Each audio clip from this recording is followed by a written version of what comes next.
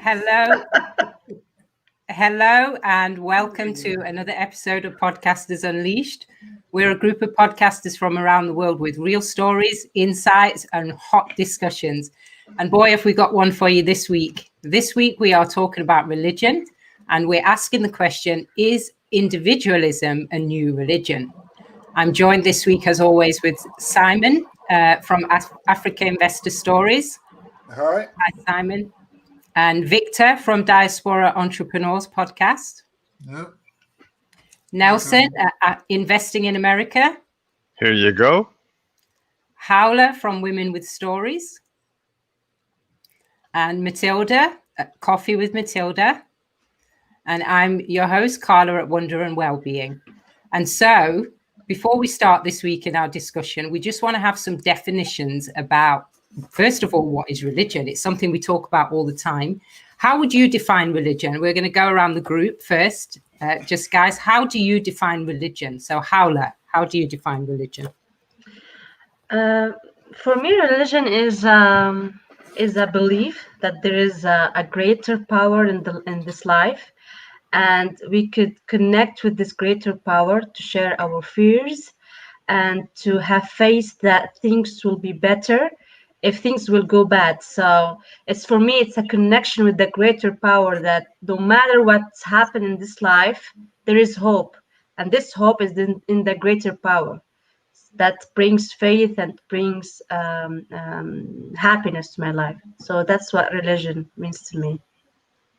Okay, Simon? I'd say religion is having faith in an unknown force or being. It's something that's bigger than yourself. It's all about a unity in that respect. I don't agree that religion is something that causes wars and things like that, but I believe it's about an inner being, something that's not just about the individuality, it's about the community as a whole, whether we want to see that as a planet or just as a small community, whether it's a tribe or a nation. Okay. And Victor, what do you say? What's your definition? Yeah, hi, Carla. Religion to me is an organized kind of distinct practice, distinct practice of faith or belief towards a higher being, power, deity. That is what religion is to me. Okay, and Nelson, what's your definition of religion? Well, that's a tough one. One is religion, just like Victor and everyone says, the set of beliefs, kind of a guiding set of principles that guide us. The difference between right and wrong. It's almost like a gigantic method of accountability for human beings, right? And the other part of it is, I also put right on the heels of it, is religion is something that has been used by humans to kind of justify the worst things about being humans. Okay, yeah, we're going to get into that a little bit more when we get deeper into this discussion. Matilda, what's your definition of religion? I think religion is a little bit of illusion. It's a tool. It's a tool that can be used for humanity in a good way, and also it can be used to destroy humanity in a way. Same thing that a knife for a surgeon. It's a vital tool to save the human being, and also for a thief, it can be a tool to kill another human being. So I think it's a very we have to understand the reason why people look for a religion. That's I think a deeper question. There is a need in human being, and we can go into it later on. Yeah, definitely. We are going to talk about, we're going to talk more about why people need religion. And actually, when we did our research for this episode and we were looking at definitions of religion, there are a few places that have definitions. And two of the best ones I would say that I found is good old Wikipedia, which we all can get a simple explanation and get, links to. It had a great definition. It says religion is a social cultural system, of designated behaviors, practices, morals, worldviews, text, sanctified places, prophecies, ethics, or organizations that relate to humanity, to supernatural, transcendental, or spiritual elements. So pretty much what all of you just said. But the most interesting thing about that definition there was that it said there is no scholarly consensus over what precisely constitutes a religion. And I think that's probably why we get ourselves in problems with it as human beings, because we all can have different definitions and also different ways of translating those definitions. Also, according to Encyclopedia Britannica, religion is human beings' relation to that which they regard as, what you guys said, bigger than themselves, or holy, sacred, and absolute, or spiritual, divine, and worthy of a special reverence. So it's all quite woolly, isn't it? The definition of what makes a religion is not very clear. And so I think in terms of that, we're going to have quite an interesting discussion later on. But also individualism. Guys, how would you define individualism? If we're going to look at that as a new religion, what would be your definition of that? Matilda, what do you say to that? I think it's a necessity. If we look at deeper to the need of religion, we understand that all of these, or if we study all these religions, we understand they teach us one thing. They teach us our relationship with ourselves. All these principles come down to one point. How do you deal with life with yourself? And what is by you defining the relationship with yourself is the relationship with others, with the universe. So I think that all the religion come down to one thing. And when you understand yourself, you understand the world. When you fix the relationship with yourself, you fix the relationship with others. So the world is not outside, the whole world is inside you. And all the religion is teaching you to be one with yourself and one with the world. So I think there is no other religion, no religion that doesn't teach you that. So I think the ultimate goal is this. Now, before, centuries ago, maybe people didn't have that kind of a knowledge. That's why they were looking to be defined by a doctrine. But if we, as a modern human being, we have all these knowledges, all these books that we can learn and experience, I think the individualistic part of it is crucial. Interesting. So Matilda there is highlighting the relationship between the need for individualism, even if you do have a religion, so that you can understand yourself in relation to other people and how to use your religion to the betterment of humanity rather than for the detriment or in bad ways. I love that, Matilda. Okay, Simon, what do you say about individualism? What does that mean? How would you define that? I think it's just individual. When that name is mentioned, it just sounds selfish. It sounds like it's just about the one person concerned about themselves. It's not how the community is raised, and it's just something that will probably bring chaos in that respect of things. Okay, Victor, what say you about individualism? Does it bring chaos, or is it the key to practicing your religion in a better way, as Matilda said? Yeah, I would say it's like a two-edged sword. Yeah, it can be chaos, it can be love as well. Again, so if you see one of the greatest commandments in the Bible that says, love your neighbor as yourself. Okay, so in connection with what Matilda was saying, that the whole world is within us. So to me, individualism is not selfish, but for Jesus, who is the author and finisher of our faith. I'm a Christian anyways. So he kind of like make you to understand that love your neighbor as yourself, because if you don't love yourself, you can't love your neighbor. So to me, that is the core of that's the core message of individualism. And if you put it on a wider context, individualism, when it comes to religion, is nothing different. It's just that now we are kind of, when in the Bible, when Jesus was, I think when Jesus resurrected, the veil in the temple was like split open, and now man can come straight face to face with the inner inner chambers of the temple. So, in essence, it means that man cannot come face to face with God or can commune directly with God. So now that is where I believe the word individualism actually comes from, where we now have access direct to the being, the super being, the superhuman, the deity, the superpower, our belief. So now we can commune directly with God, and with that you are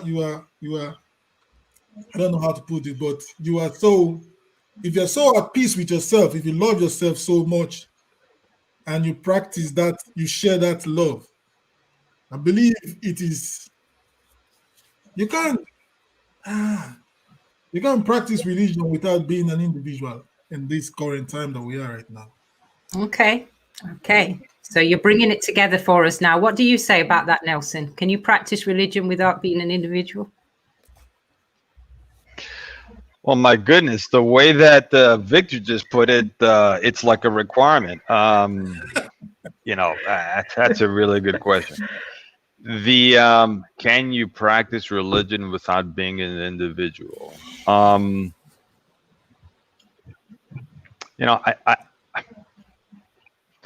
I would venture to say that a lot of people do religion, right? They do religion. They may not be practicing. They may not be actually following the tenet. I mean, well, they just kind of follow along, right? But are they using their individuality to really to practice the religion? So, for example, a religion might say, let's go back to Christianity, Judaism, that they should love their neighbor. And there's people that I see that are very quote unquote religious, but they're not using their individuality to say that immigrant, that person, that's my neighbor. They're not like applying it. So I don't think they're actually, I guess I'm talking myself into Victor. They're not using the individuality part to say, hey, I should be helping that person. That person could be me. They're not doing that. They're being very religious, but they're not actually practicing what's being taught or preached. That's quite interesting, yeah, because usually they're compared to each other. So usually people will say, oh, I'm a very individualistic person compared to somebody who's religious. But what we're discovering here is that there's a strong relationship between the two. Howla, what do you think? How do you define individualism? And what's the relationship between it and religion? I feel like individualism is a very confusing term. It's a very confusing definition. I mean, a lot of people will say, well, individualism, it's all about taking care of yourself, looking at yourself first, self-love first, and just me. And it's like a little bit selfish. While individualism for me, it's all about taking of yourself first, having a good relationship with yourself so you can have a good relationship with others. And I think for individuality, at least each individual needs to have their own ethics and values that based on respect the others and respect of yourself. And also, if you're gonna go to religious, I mean, religious categories are not useful to predict individual behavior. Like we can see people are practicing religion, but they don't understand it and they don't use it to benefit themselves and to benefit the other persons. So yeah, that's my whole definition about individualism. Yeah, so we've got a definition as well up on the screen. So it's all, when you look at it from the intellectual point of view, it's all about a political and social philosophy that emphasizes the moral worth of the individual. And I think the key word there is the moral worth, because that's where the gray area comes in, isn't it? It's how we define what's moral for the individual, and then how that relates to the whole society or to the group, which is what religion focuses on. But I guess this raises the question of, why do people even have religions in the first place? Where does it all come from, and do we need it? So I want to see what do you think about that, Matilda? Why do people even need religion? No, do we? I think it's very fascinating to look at it, because if we see it from a very fundamental point of view, we need religion because we need to belong. Doesn't matter what the principles are, in a way. We need to feel that we belong to a group. Now, this is a big group. This is millions of people. And the fact that we belong to a system that can help us navigate our life, that it can help us when things go wrong, if a tragedy happens, it can help us cope with some negative emotions better. That's why we create, actually, in my belief, I mean, I'm sure a lot of people here would disagree. It's religion is a man-made. We create religion. Even in 100,000 years, if we don't have Islam, we don't have Christianity, we don't have Judaism, we will create another religion because human being needs to belong. We need that. We need to feel like we are safe with among some people. We have certain common beliefs that can help us navigate and take our next step in life. The fact that you know your loved one has died through a tragedy is in a better place, and there are people who believe in that surround you. It kind of gives you a better feeling than, okay, that's it, that person is gone. So I think it's a belonging, and religion gives you a meaning to life. So if, I don't know, later on we don't have Christianity or Judaism or Islam, we will create something else that can give us the meaning of life. Otherwise, we cannot cope with life. Religion gives us a hope. It's an illusion. It gives us a nice feeling in a way. Yeah, so Matilda's saying basically humans create, and we uphold the systems of religion because we need them. And actually sometimes there's discussion in society that says, oh, religion's gone and nobody believes in religion anymore. But actually the statistics show something different to back up what Matilda's saying there. So a quick search to find out on World Population Review will tell you that in Christianity, there are about 2.38 billion people that claim to be Christian, 1.91 billion that claim to be Muslim, 1.16 billion Hindus, 507 million Buddhists, 430 million that subscribe to what we would call folk religions, 61 million other, and 1.19 billion that say that they're unaffiliated, but probably somehow practice some other form of religion that doesn't have a name. So it's quite interesting when you look at the numbers, despite how advanced our societies become, that we still affiliate with those religions, like Matilda's saying. Yeah, Matilda, what did you want to add? One quick point I wanted to mention. Some philosophers, they say, even the need for marriage, creating a family, comes from the same source. So religion, because we want to belong to a bigger group, and family, because we need to belong to smaller group of people that we know they will back us up in difficult days. So if you look at it, it's the same source. Okay, and I know, Nelson, you've got some ideas and thoughts as well on the idea of why humans need religions and why we create these belief systems. What are your thoughts? Just to stop you there, Carla, we've also got comments coming in from various people. I don't know if you want to read some of those out.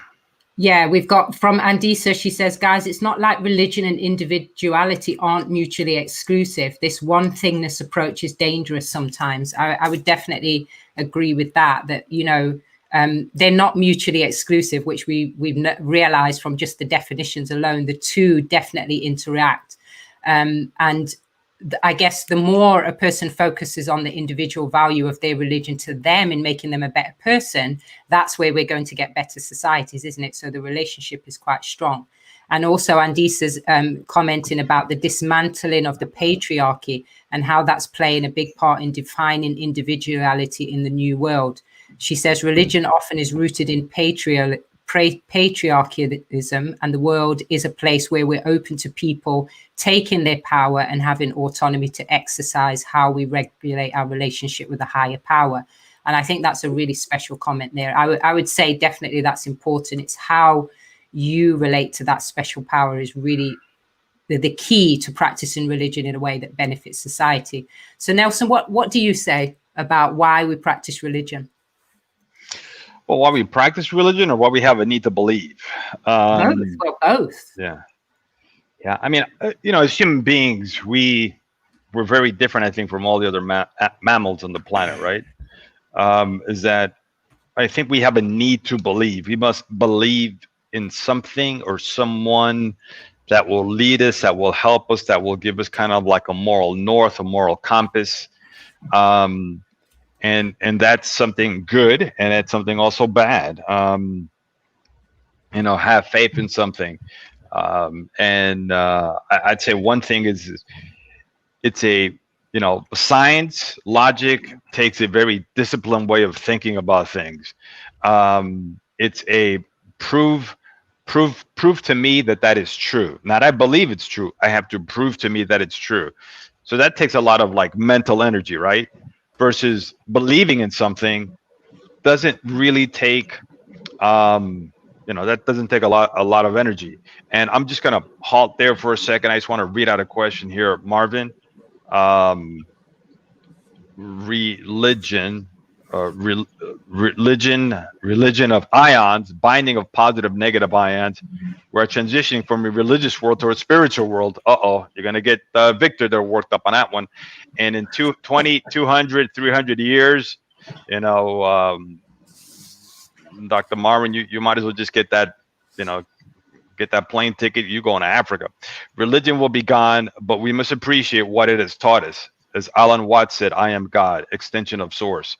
So, but kind of going back to that question, it's a short circuit way of getting us from point A to point B. I believe the bear will eat me. I don't have to like actually see the claws and everything. Big bear eats humans, or at least makes my life miserable. So we all have that need to believe, and it's good because we got to believe that there's something that we should do or not do, right, to make us better human beings. But that can also be short-circuited by a very charismatic bad leader, right? Well, yeah, and we've seen that, haven't we? And I guess that goes back to what Matilda and Victor were saying about people that claim to have religions, but actually there's something wrong inside of them as an individual that hasn't been resolved between them and whatever higher being it is that they're praying to or, worshipping. And it's making their behavior and the way that they operate in society with other humans a bit off. And it goes back to this point where that Victor mentioned, and also we've got this comment from Jamar that says that about the second greatest commandment was to love your neighbor. So all religions are in agreement that first of all you love God or this higher being, and second you love your neighbor as yourself. So when those two things are not present in a person's actions, then we have to question what kind of religion or what kind of belief system they are subscribing to.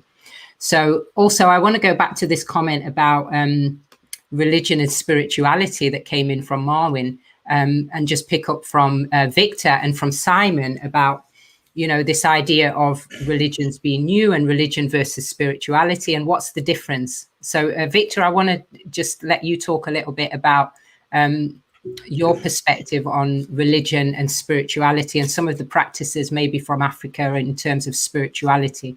And religion's it's not new, but it's also not, it's not old, it's not out of date, is it? Yeah, to me, religion is not the practice. The practice is not new. It's just the label, the packaging that is new. Yeah. So to me, that's why I said organized. To me, religion is organized. It's an organized practice. So, and this organized practice has made so many people want to like see themselves as being kind of inadequate. Yeah, let me use the word. They're not the sense of not being enough. So, and for me, there's no religion, there's no practice that has been organized by human beings that has been 100% flawless. There are some cracks in any organization by human beings. So, which religion is one of them? But if the concept of God, the higher being, which we believe is perfect, the source, however you want to call it, it is perfect, and we are made according to the Christian Bible, which I subscribe to. If we want to believe that this concept of God, that the light, the source is perfect, and we are created in image of that source, that means we are perfect as well, regardless of our physical attributes or regardless of our circumstances. So, and but religion is not, the label is making us feel that as if we need to be part of an organized arrangement for us to feel um, connected to God. That is why I believe it is, if I am perfect, you are perfect, we all are perfect, we see ourselves as perfect human beings. It still boils down to spirituality. Because I believe spirituality is direct connection with the source. You don't need a label to connect yourself, because all religion is advocating love. Most religions that I know, or popular ones that I know, even the African religious beliefs in 1,000 years old, they're practicing love between neighbors. We don't we don't lock our doors. We see there's this neighborly feeling among each other. Fine, there's war, there's strife, but the core essence of spirituality is just love, to me, compared to religion.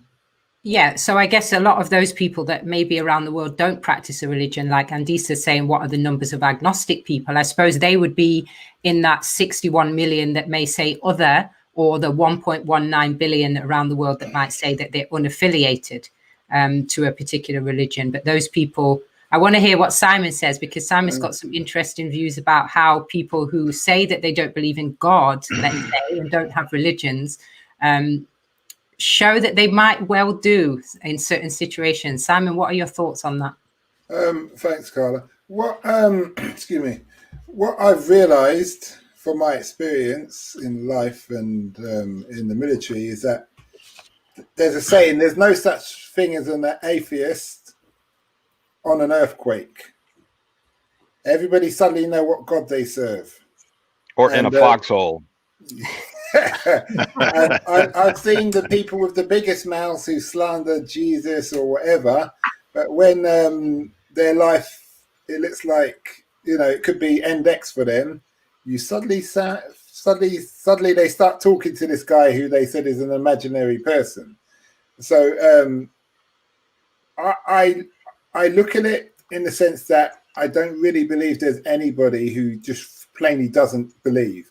It's like if you've got a sick child, as a parent, there's not, and if someone said if you pray to a God, you will he'll become better, or there's a chance, you're going to pray, regardless. You're going to have some kind of faith in that situation, or hope, and along those lines. But I will like to. There's a question you asked Carla earlier, where it was to Victor and I, about the history of beliefs of religion. From my experience in travel in the world, especially like Africa, let's say Africa and Asia, I see religion as like ethics. It's people come together as a community, and they all generally believe that you should be your brother's neighbor, and it builds from that.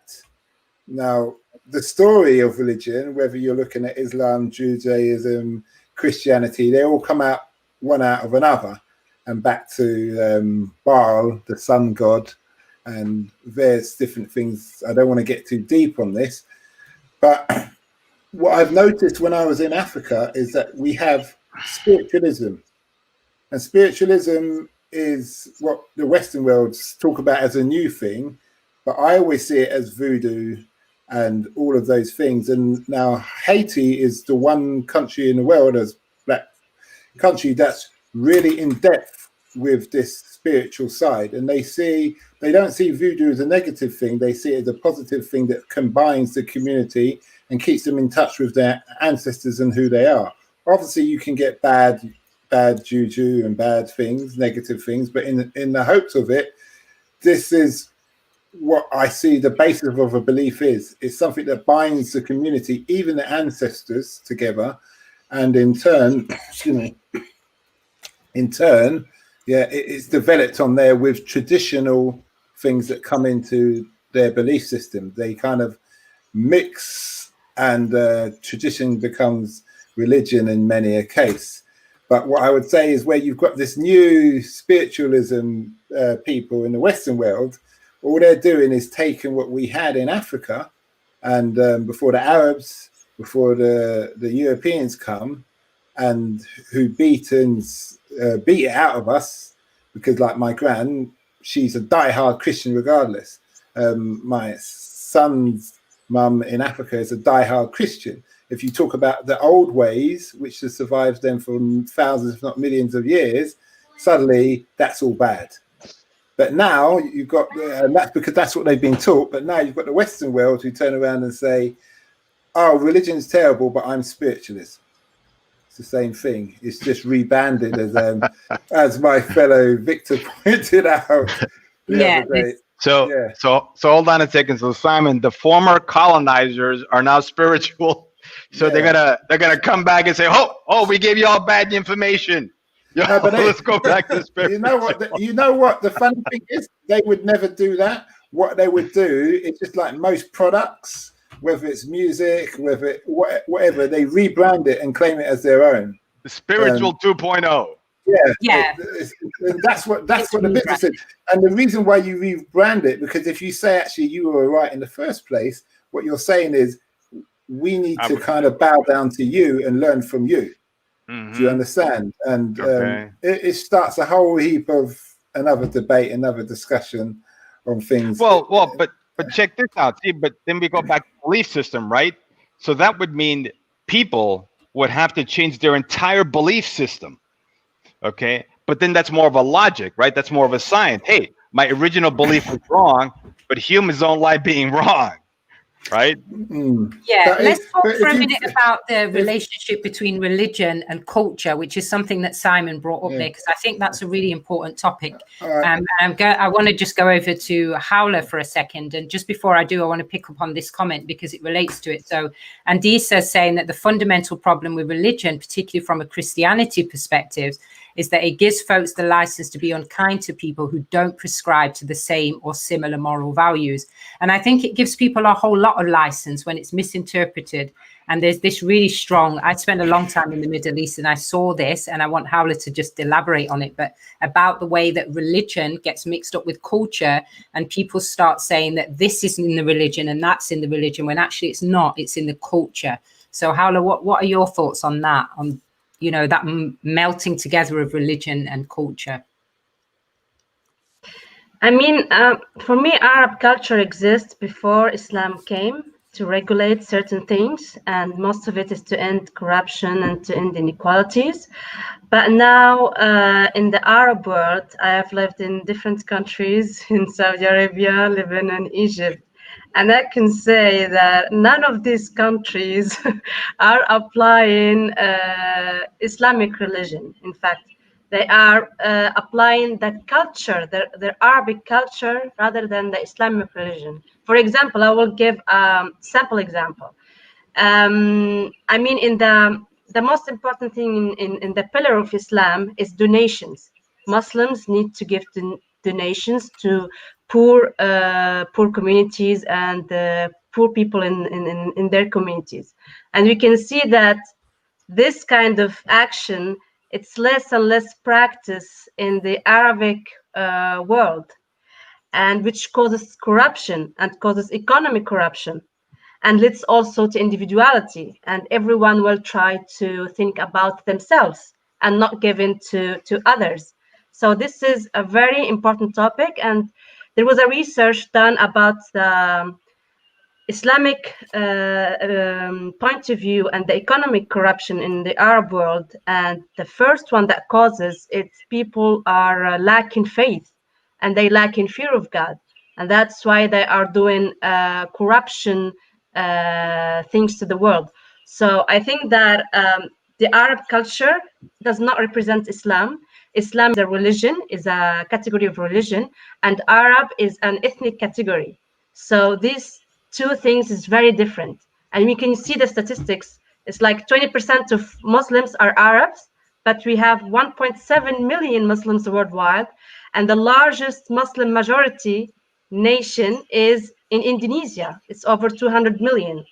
So, I mean, Islam expanded in Persian all the way to China, Africa, and some parts in Europe. And I think that every country, they have their own culture, even if they adapted Islam as a religion. So the culture and the value is different than the Islamic religion. Yeah. Matilda, do you want to add something to that? I see you. I was asking a question from Khawla. Then how do you define what happened in Iran before revolution? It was still Iran with the same culture, but they weren't practicing. I mean, they were Muslims, but they weren't practicing Islam as their the extreme way that it's practicing now. And right now, after revolution, the country is definitely in a different way of living completely. So how do you define that? I mean, sorry, can I just jump in there, Howler, for you? Go ahead, Sam. Just because people do something bad doesn't mean it represents the religion. It just means some people have gone off track. You know, if my son... But, I'm not saying they're doing bad. I'm saying the lifestyle has changed.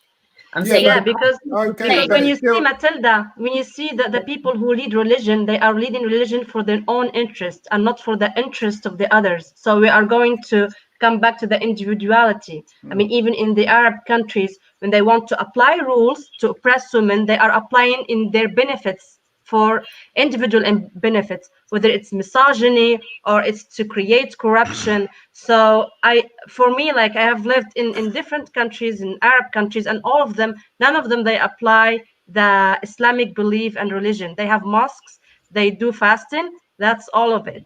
There is nothing else that represents. They should come to Iran. But can you, but if we're it properly. But talking about tradition there, with, for instance, women, I've on my travels through Africa, there's certain areas that you can go where I usually compassionately know it as bandit country, where women don't walk on their own. They don't walk on their own because you're vulnerable. Bad place. Yeah, well, no, it's open savanna, but you've got wildlife which could eat you, and then you've got the human wildlife. Yeah, then you've got human. And then you have men. Bear with me. Yeah. Matilda. Watch out for those ex-wives, okay? Those ex-wives will get you too, okay? Okay. So what it is just security, it's safety. It's like if you're going to go somewhere, you go to a certain point as a group of women, and then there's always some guy who's got cattle, and he's usually armed with a machete, a panga, or a rifle if you can afford it. And that's protecting your community. So women naturally have restrictions, but it's for their safety. Now, as time moves on in modern technology, those, depending on the society, those restrictions, those safety measures may not be needed. Now, you could say, is that a culture or is that a religion? I just say it's a common sense practice, because you don't want your wife or your daughter to be raped or murdered or kidnapped. So you say, I can't be everywhere, but go these areas so I can get to those areas quickly. Now, that's what I would argue that is in certain cultures, that's how it stemmed from. And then you've got the old world and the new world fighting. You've got people who are happy to be traditionalists and live a certain way. And you've got the people who are happy to be contemporary on the Western scale and saying, no, you should live like this, you should live like that, and they should be this and they should be that. But at the end of the day, you also have to think of practicality, and you have to be able to define the difference between the two. But I think Jamal's saying something there, Carla. Yeah, Jamal's saying that the problem is we keep telling God what he wants instead of listening to him. And now man plays God because of what man wants. And then people follow man as a god. I suppose that goes back to what Howler was just saying about the leaders. I think one of the issues that we see in the world today is that the leaders have been deified. We've put them up on pedestals as if they are God and as if they are.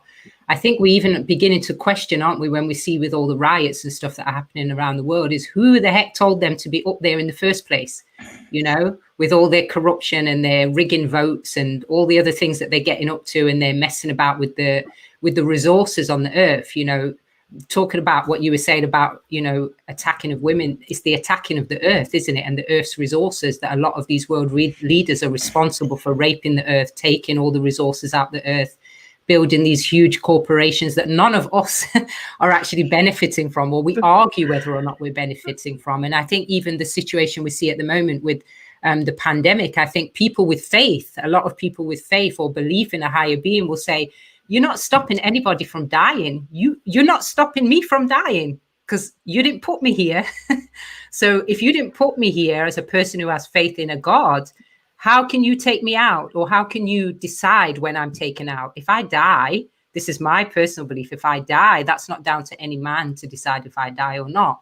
But this is the funny thing, is that human beings somehow have put themselves in the position where they are deciding whether we live or die, and making us believe actually that they have that level of power, which is quite bizarre, you know. So I like that comment there from Jamar, and I can see you waving at me, guys. Right, okay, so we're going to get into the last few minutes, so I want you to give your final thoughts. Matilda, can you kick us off? Let's go round and just get your final thoughts on the topic or any of the things that we've touched on today. That's why I would say individuality is very important, because you define your relationship with yourself, your relationship with source, whatever the source, whatever God you, whatever name of a God you're using, universe, the source, God, whatever. I think it comes back to that. It's you need to understand who you are. You need to love yourself to understand even how you can love your partner, how you can love your parents. If your relationship with yourself is problematic, I'm sorry, you can give a lot of money to your neighbors, but it's fake. It's fake. You need to understand, you need to polish that relationship with yourself. So individuality is very important. And why do we need a religion? Why we need a doctrine to tell us, oh, Islam will get you to closer to the source, or Christianity can give you closer to? Why we need any doctrine? Is this the rituals that we're looking for? Because any culture, any system can give us certain rituals. What is it? We have to ask this question from ourselves. Why we're looking for Islam, Christianity, Judaism? Why are we looking for? What is that we're looking for? And why are we fighting for? That's another question. I suppose that goes down to the idea of whether or not, it's that question again that Jamar was saying, is who decides, you know, and is the individual equipped to decide for themselves on their own, and can we trust each individual to come to the same conclusions if they're left to their own devices? I guess that's where the organized religion came in, but now we've got to a situation where those people who organize it and who govern it, I guess, are under question. That's, you know, one of the bigger issues. I wonder, Matilda, Howler, what are your thoughts on, you know, the whole topic? Any final thoughts before we wrap up? I mean, for me now, the future is a little bit unpredictable and a little bit scary this time. So I think with all these creative solutions, all the propaganda and all this new technology, I feel that little by little, people might end up losing their faith in God and their values, and they will try to search other ways to worship other things, like new technology and creative things, and which is another topic we'll talk about. It's about singularity and new technology. It's not the same thing as individuality, but it's another thing that when people will worship new technology, and it's very, very scary, this kind of stage where the future will be. So that's my thoughts about this topic. Yeah, and I guess that's always also been the case. I mean, if you look back in the ancient scriptures in the Bible, for example, where the people were condemned for worshiping the golden calf, that, I guess, was it's idolatry, isn't it? It's basically the worshipping of idols, or the worshipping of that which has no power to protect you or guide you or give you life or take life away. And so I think that there are a lot of people that perhaps worship technology, as you said, or worship maybe science, when actually, despite all the advancements in technology and all the advancements in science, we're still facing those age-old questions of where do we come from, where are we going, and why do we die, or where do we go when we die? You know, those questions have still not been answered, have they? Nelson, what are your final thoughts? Matilda, we'll come back around to you. I see you waving at me, girl. Okay, well, I'm waving both Okay, hands. Nelson, Okay, you're up. so I mean, I don't know if it should be final thoughts or Yeah, this just last thing right anything here. else you want to add on the topic. Okay, so really interesting here. A question came in from Andisa Kumalo. Neighborly love. Christians believe that God is petty in essence. If you don't obey his rules, your potential will be going to hell. Forgetting that Judas fit Judas. So it's ludicrous to think or believe that God's grace or mercy is not enough for all of us. And sentence Christians believe that if you don't rise up to their standards of morality, and this is obviously according to Andisa, then Lucifer's more powerful than Christ and you may go to hell. Kind of reminds me of what Kaola was saying, where the Muslim religion is being used to kind of control the masses, so to speak. And what Andisa is saying is very similar, except on the Christian side. So they're both being used as a kind of controlling the masses. So that's kind of interesting right there. And kind of on the final, actually going back to Kaola, yeah, we bounce through belief systems, right? And to me, one of the most prominent ones is in the Arab world, right? When there were colonies, they kind of kicked out the British, kicked out the French, and we're going to be modern. So it was be modern, and everybody wore a Western suit like like Nasser did, and all the leaders are very Western guys. But guess what? They couldn't kind of beat their arch enemy, Israel. So that didn't quite work out. So Western way went out, and let's go to religion because we probably weren't good, whatever it was. And then very tough fundamentalism came in. And so this cycle just kind of goes on like a 20, 30-year cycle, a very strict Iran, kick out the Shah. Let's go very fundamentalism there, right? And that all has to do with belief system, right? We have to have something to believe in. And if it's a charismatic leader or leaders that don't actually have the people's best interests at heart, they can use that belief system against us because as humans, we have to believe in something that gives us hope, that gives us energy, that gives us power. If we don't have hope and power, we'd be no different than, a dog or a cat. So that's kind of it for me. Okay. And Victor, any final thoughts? Final thoughts. I'm not sure if I can have any final thoughts because I've got so many things. One thing is, going back to what Jamal said about who decides. I would say most of us didn't decide what to believe. We were born into it. Yeah, I didn't choose to be born in the Christian part of Nigeria. Yeah, so who decided? But let me tell you who decided. The strongest army decided. Again, so it has nothing to do with whatever it is. So, yeah, Jamal, that is for you. Anyways, so regards, I would say religion has really, really derailed so many cultural practices that it's happening in Africa now. Take my country, for example, Nigeria. We believe so much in religion that we let go of some very commonsensical stuff, some daily productive stuff that we're supposed to do, but we just hang on this belief that God is going to drop something down from heaven to just elevate or just take us away, take this misery away, whereby we know that it is what we do on a daily basis. So now let me give you one very simple example. You take marriage, for example.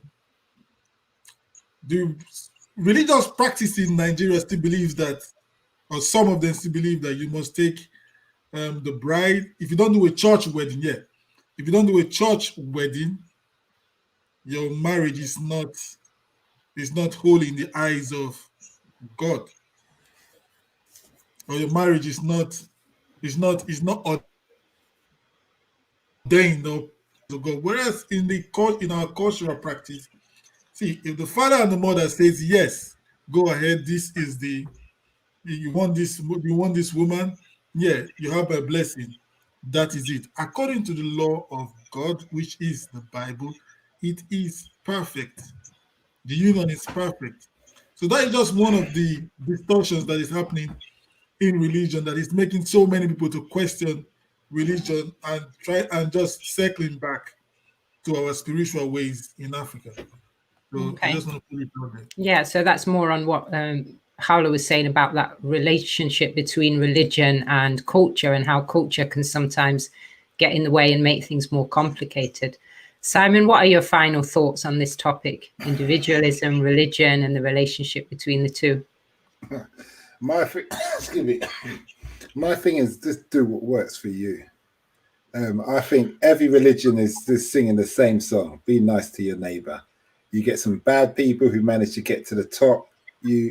Whether you want to call them, I won't start name religions and things, but and they start leading people astray if they're uneducated or they haven't experienced traveling, all the rest of the things. But I would say most people have a natural religion, which is humanity.